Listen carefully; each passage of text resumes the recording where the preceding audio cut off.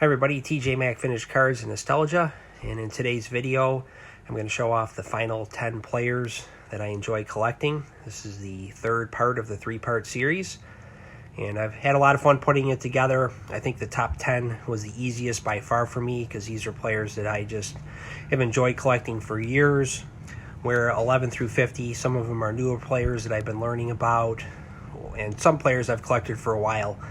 But what was fun about this is it really was a way to showcase my collection to others and just kind of give me an idea of how I approach the hobby. So I'm just was real excited and happy to put this together and present it to the community. So with that, when I did this, there were some players that I have left off, like Ted Williams and Sandy Koufax and Frank Robinson in baseball, and many others, of course, and some in football like Fran Tarkenton and Bart Starr. And I didn't want to make it a list too heavy in certain players of positions like quarterback or outfield in baseball. I really wanted to spread it out, so I don't have too many catchers on here or other positions, and I just wanted to have it reflective of the wide range of interests that I have in sports. So I think I've done that. The one exception would be I do have 5 Dallas Cowboys on this list because they were my favorite team growing up since I was 4 years old. So I did make an exception for the Cowboys because they very much are reflective of how I approach collecting. So with that, the number 10 card on this list is Bob Lilly, and he's should say my 10th favorite player on this list is Bob Lilly, and I've enjoyed collecting him for many years. I have his complete Topps in Philadelphia run from 1963 until he retired in 1975. He actually retired in 74, but he made a card in 75 Topps. He was known as Mr. Cowboy. He's a Hall of Fame defensive tackle. It says end on the card, but he was actually defensive tackle. He was a 7-time first-team All-Pro, 11-time Pro Bowler, and he was a first-team All-Pro in the 60s and 70s. I never saw him play, but his legend endures within the Cowboys organization, and he was the standard of defensive play within the Dallas Cowboys, and I think he probably still is today, even though he's not as well known maybe now, but he was the best defensive player in their history. So, guy I enjoy having. And this rookie card is not an easy card to get. It's a short print. It took me a while to find one that I really liked, but it's a beautiful example of a 63 Topps card. You can see him in the original Cowboys uniform there with the white helmet with the blue star. So there's Bob Lilly. Next on the list at number 9 is Bobby Hull, and he's another player that I've admired for many years. Just a legendary player from the Blackhawks who played from, I believe his first season was 57, and he retired partially. He played a little bit in the 1980 season, I want to say, but he had cards from 1958 through 1979. His 73 card is a regional Quaker Oats issue, but he did have regular issues for the rest of those years. Now for him, this is my oldest card of his. It's the 1961 Topps, which is his 4th year card. And then I have from 1968 to 1972, and then 74 to 79. So I don't think I'll ever get his whole run of cards, but I have a pretty good amount of them, and I'd like to add a few more that I have on my list. But this is my favorite card of his, is this 61 Topps. Nice back there on it.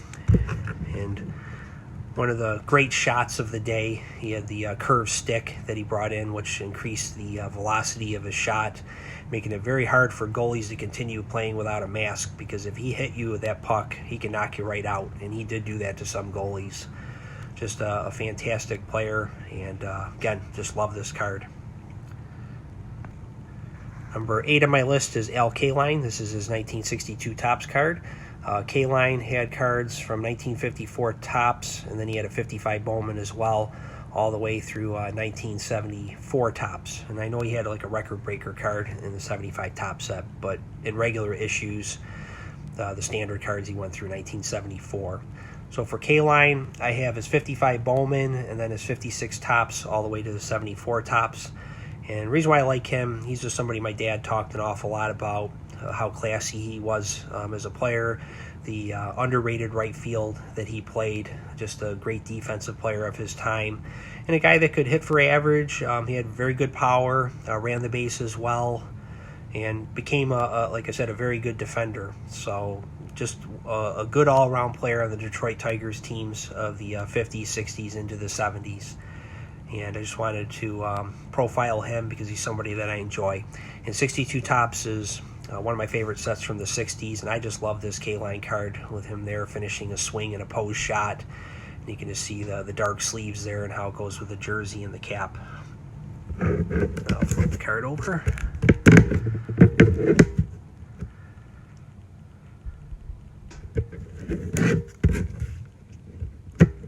And there's number 8, L K-line. Number 7 on my list is my favorite player when I was a kid growing up, Tony Dorsett. And just loved to watch him. My parents used to let me stay up later on Monday Night Football when the Cowboys were on because they just knew what a fan I was. And I did see him break that 99-yard run against the Minnesota Vikings in 1982. And just had so many great memories of him. He just had those longer legs and that great speed. And if you let him get out in the open field, he was very, very hard to catch. So this is his second year Topps card. He had cards in Topps from 1978 until 1989. His 89 card is with the Broncos. I have from 78 until 88, so I have all his Cowboys issued cards. And just somebody like I said, have a lot of good memories of. And that's what collecting is about, right? Just having those connections to the past in some instances, be it nostalgia, like it would be in the case for Tony Dorsett, or just the history that the cards give us. And this beautiful example of a 79 Topps. When I was a kid, I had a Tony Dorsett jersey, and I used to play street football in it all the time, and wore it until it got too small, and I couldn't wear it anymore, but he was my hero growing up. Number 6 on my list is Joe Namath, and he's somebody that I've grown more and more to admire, and I know, like we've talked about in the past, some say he's overrated. I think he's one of the most important people, not just players, in NFL history. That championship game where he predicted the Jets' victory over the Colts was instrumental in giving the AFL credibility as a league, and he was a phenomenal talent.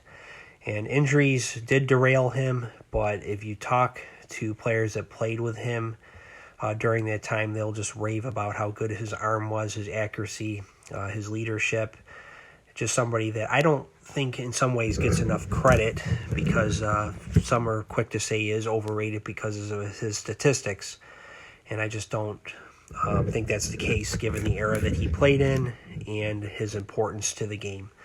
So I'm just somebody that I just am real happy to have all of his cards except for his rookie. I don't have his 65 Topps. I have his 66 Topps all the way through till 1973. Even though he played until 77, they stopped making cards of him in 73, probably due to some type of contract issues. But somebody, like I said, I'm real pleased to have, and I just have a lot of respect for him and what he brought to the football league. So he's number 6 on my list. Number 5 is Johnny Unitas. Next to my number 2 player on this list, he would be my favorite football player. I just love Johnny U. When I was in 7th grade, I bought a Johnny Unitas rookie for $25 at a card show. It would have been in like 1986 or 87. And I just got hooked on him ever since. I just love the swagger he had on the field. And he was just one of those guys that didn't talk a lot, but he showed it through his play on the field, which I have the utmost respect for. He has quite a few cards. His rookie was 1957, and then his last card was in 1974. I do have his complete run of cards. I did do a video on it a while back, and it's really one of the cornerstones of my collection. I just love having the complete Johnny Unitas run because it's a sizable run. It was a bit challenging to put together, but one that was very rewarding when I completed it. So there is number 5 on my list. Number 3 is my favorite player as a kid, Reggie Jackson, and here he is in his 1974 Topps.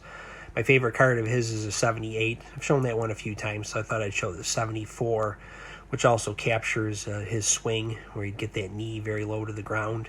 Seems like it adjusted a little bit in later years with the Yankees. You could see he even got it a little lower and he squatted down a little bit more. But this captures his swing here in the mid-70s with the A's. And Reggie had cards from 1969 to 1987 Topps. And I have all of his cards except for his 82 Topps traded. I still have to get that one. But I do have at least one from every year. And just somebody that brought so much excitement to the game, and as a young Yankees fan in the very late 70s, early 80s, just somebody who captured my imagination as a player, and was somebody that was there for certainly a lot of the big moments, and that was the kind of player that he was. Big personality. Here's the back of the 74 Topps.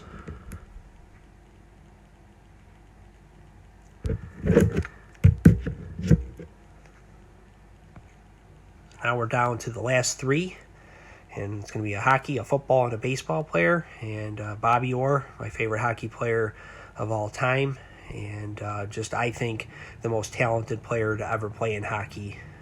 He could do everything, and I've talked about that before in other videos. And he's just somebody that I just think if he had stayed healthy would have been unquestionably the greatest. And it's hard to compare eras, it really is, but his skill set just stood out for his time. And just a player that is very highly regarded within the sport, and I think, as I talked about in other videos, one of the holy trinity, so to speak, of hockey, and along with Wayne Gretzky and Gordie Howe. So this is his third-year card. I'm sorry, this would be his fifth-year card.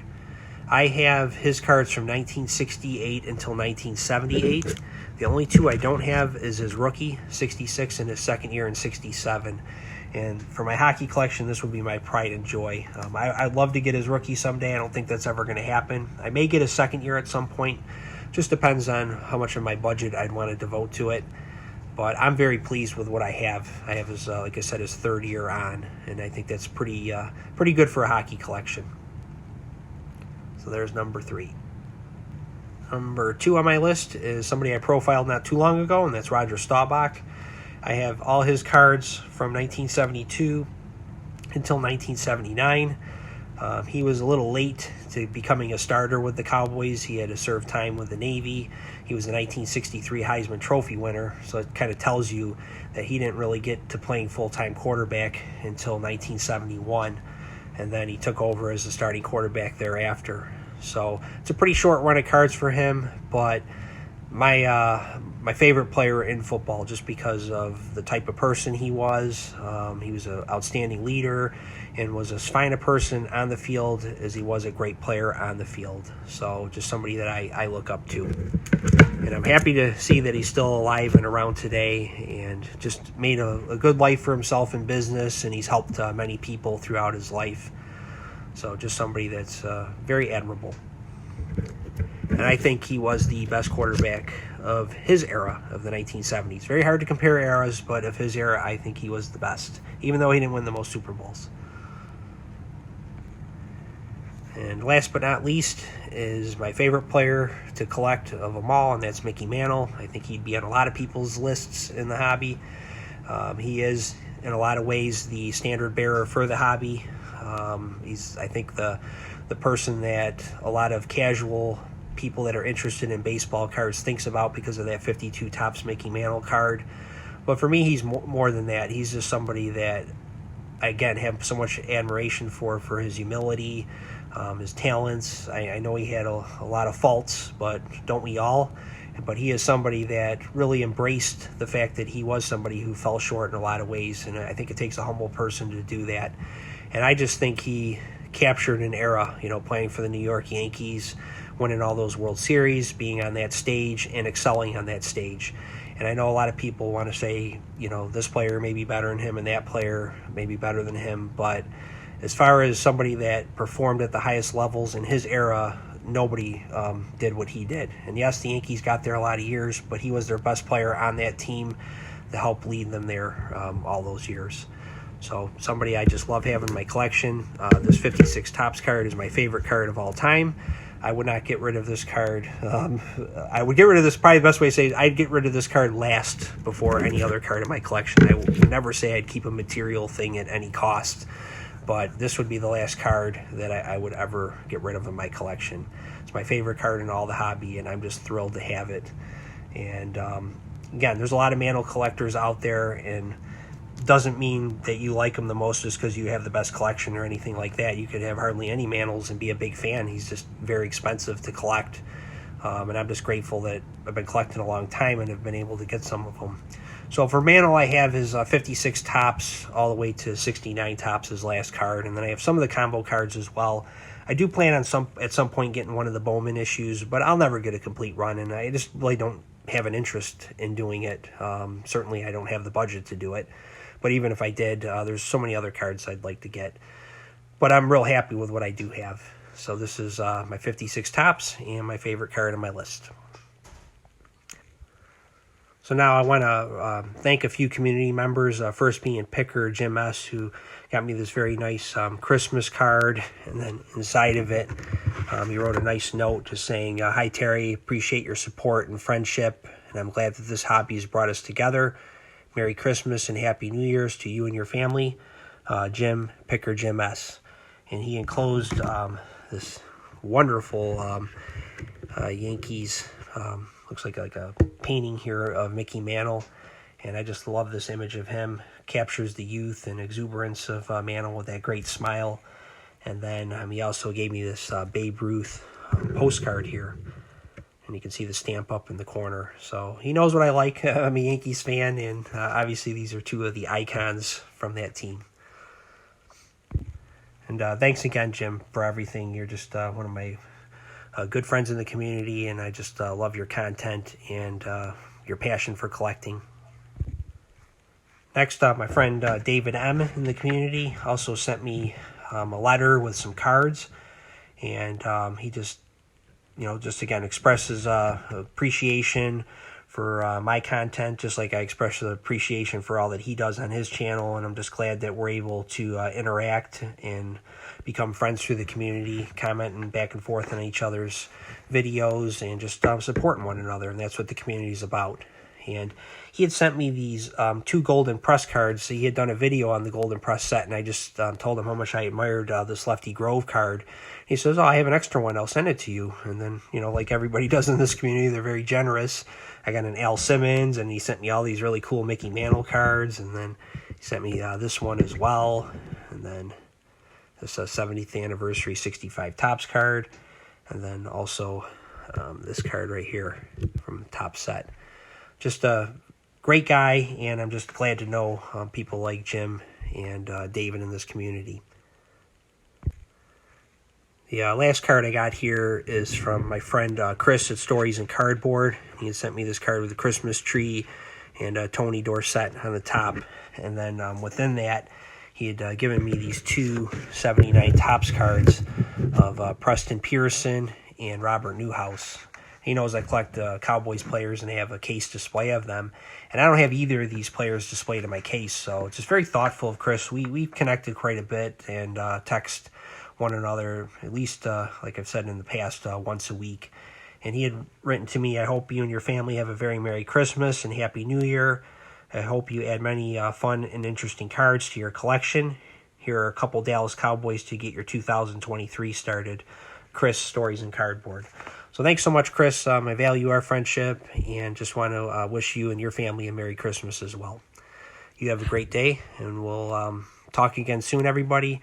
And just appreciate all your support of my channel. And here's to a even better 2023.